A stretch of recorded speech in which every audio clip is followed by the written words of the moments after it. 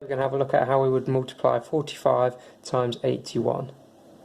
Now there's a few different ways to do this. Take a moment to have a think about how you might do this without using a calculator. So most people would use the classic method of column multiplication. So we look at 1 times 5 and 1 times 4, and then we do 80 times 45. Really important here to put the placeholder, remembering that we're multiplying 80, not just 8. So the value of that 8 is 10 times bigger than the 1, so we need that placeholder. That's the most common mistake people make, forgetting the 0. 8 times 5 is 40, 8 times 4 is 32, add in the 4 is 36.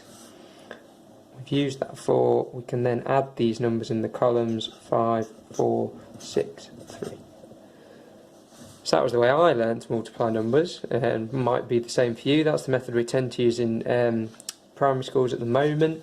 A few years ago we would use the grid method. So again, same calculation, 45 times 81. Let's draw the grid like we're doing noughts and crosses, and then we've got to split these up. So I've got 40 and 5, 80 and 1, and I've then got 4 multiplications to do. So some students find that a lot easier to see what they have to do.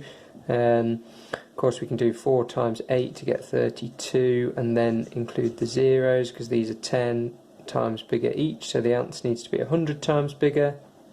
5 times 8 is 40, so 5 times 80 must be 400. 40 times 1, 5 times 1.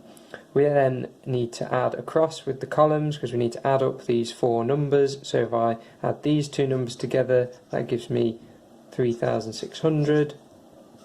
If I add these 2 numbers up, I get 45. And then you might notice I had the same numbers that I had before. I then need to add those together, 5, 4, 6, 3. So 3,645. Let's try one more method, slightly different.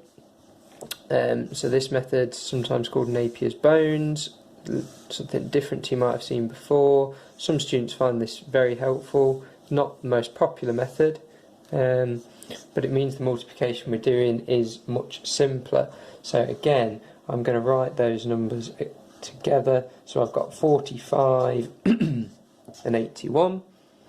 I'm then going to multiply each of the digits together. So 5 times 1 is 5, so I wrote 0 and 5. 5 times 8 is 40. 4 times 1 is 4, so I need a 0 and a 4. 4 times 8 is 32. Now I need to do the adding up, and I'm going to add diagonally along the columns. So I've got 5, 0 add 0 add 4 is 4, 4 add 2 add 0 is 6, and then 3 on its own is 3, which gives me the same answer again, 3,645. Now why this isn't the clearest method, or it's certainly not the simplest, because you've got to draw out this grid. It becomes very effective when you start multiplying decimals together, because we can move the decimal point along these diagonal lines, and that makes it a lot easier to get the right answer.